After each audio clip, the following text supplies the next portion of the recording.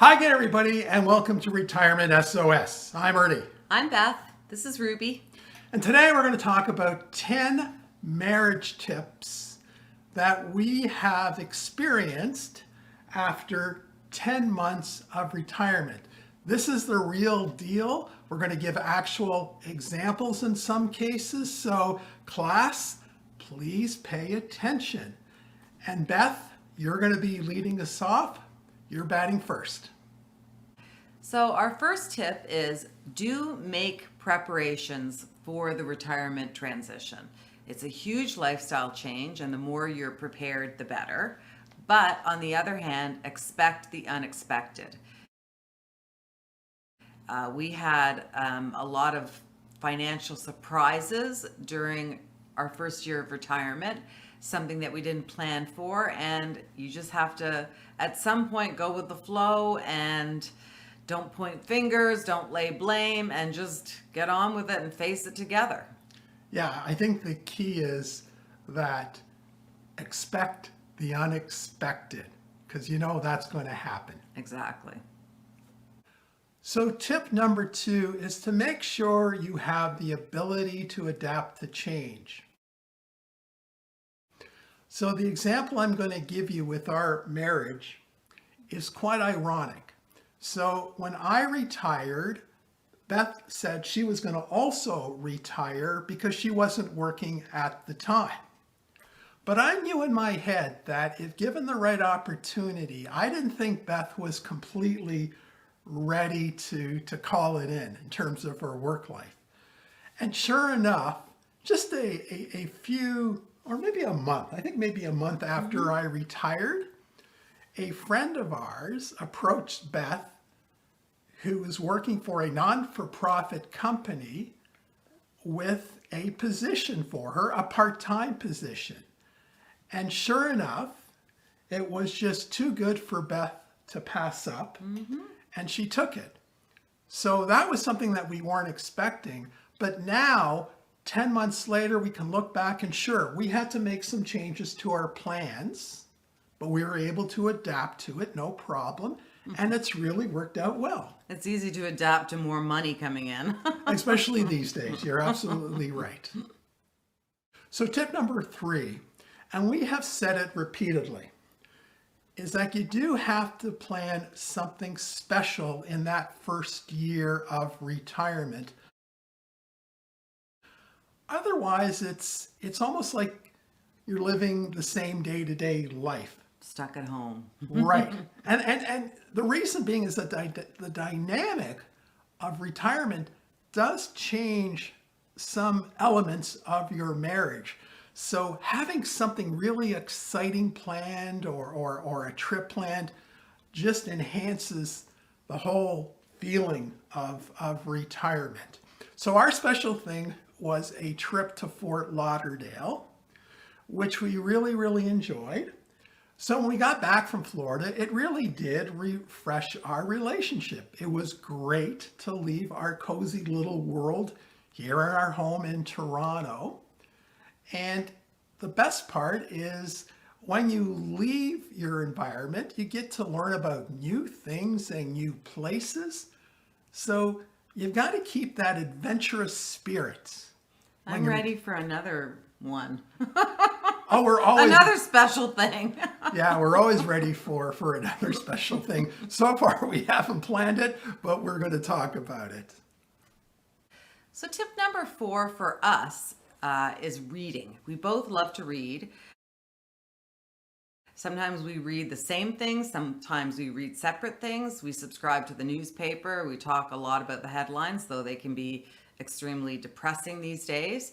But we do read a lot. Sometimes we're just together in the same room, but we're both reading and we don't have to talk. If we do read the same thing, we can have something to discuss with one another. We go to the library a lot. We go to bookstores a lot. So that's something that we can enjoy together.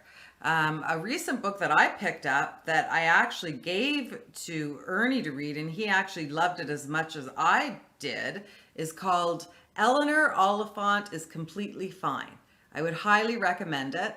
I thought it was kind of a novel for ladies, but then I realized it's a really good book for everyone. and he ended up loving it. So it gave us lots to talk about. And then my daughter and my son read it too. So that's a good book to pick up. And so that's our thing overall, is just we both love to read. Maybe it's something you can do together. Yeah, and it was kind of rare that we actually agreed upon a book. And when Beth recommended it, I had my misgivings about it, but as soon as I started it, it just trapped me in, and I liked it right from the beginning. Pick it up. It's a really good book. Really, really good book. So we're talking about 10 marriage tips that we've experienced during our 10 months of retirement. And tip number 5 is to continue to make Friday nights special. So when both you and your spouse were working, I would presume that maybe Friday night was probably your favorite time of the week. So there really is no reason to stop celebrating and having a good time on a Friday night. And what we do is a lot of times we just sit out on our deck and we'll have a beer or a glass of wine. Because remember, there are still stresses associated with retirement. So we've just decided to maintain this Friday night tradition that we have. Yeah. No cooking, order in, yay. Best time of the week. A perfect recipe. So number 6 is expect sometimes just not to get along. I think in retirement, because you're spending a little bit more time together than you normally do, you are going to have some arguments and some disagreements sometimes. It's no different than being married at any other time in your life. It's normal to, have a few arguments.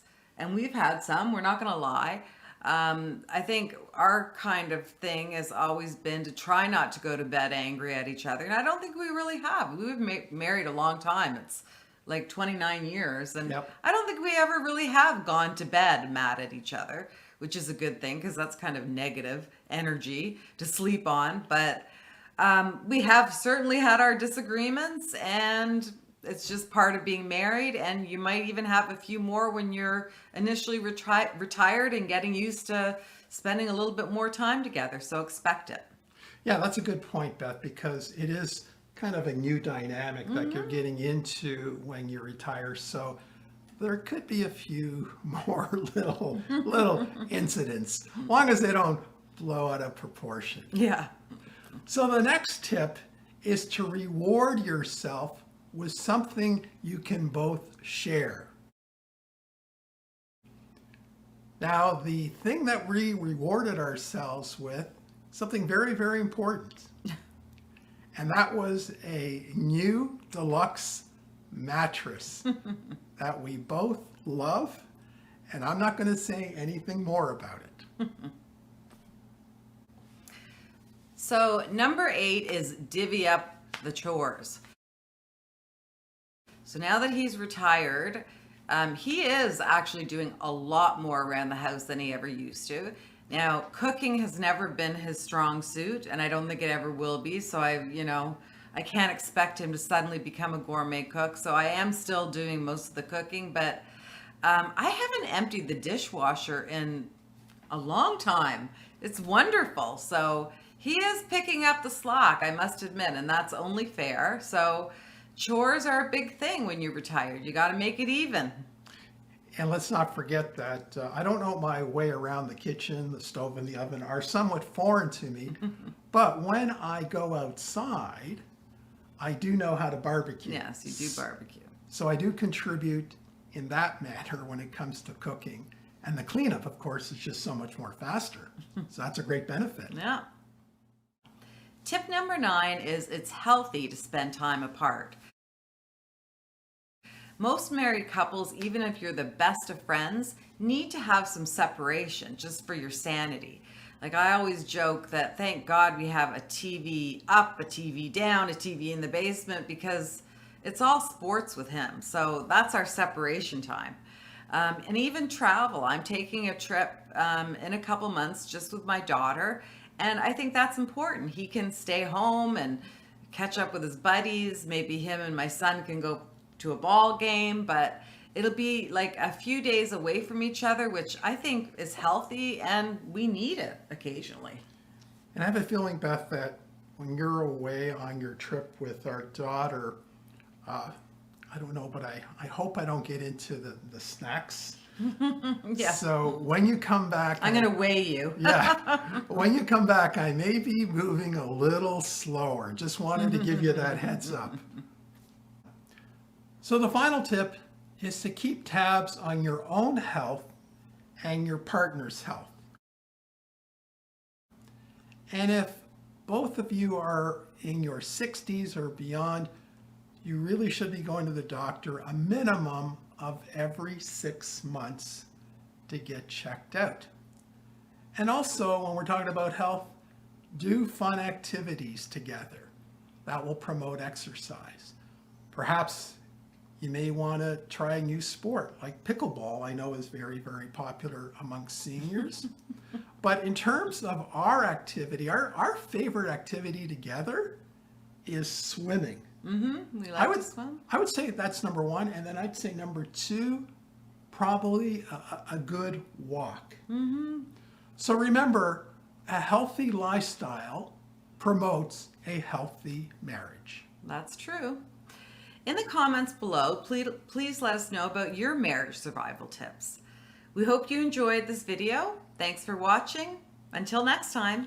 Bye for now.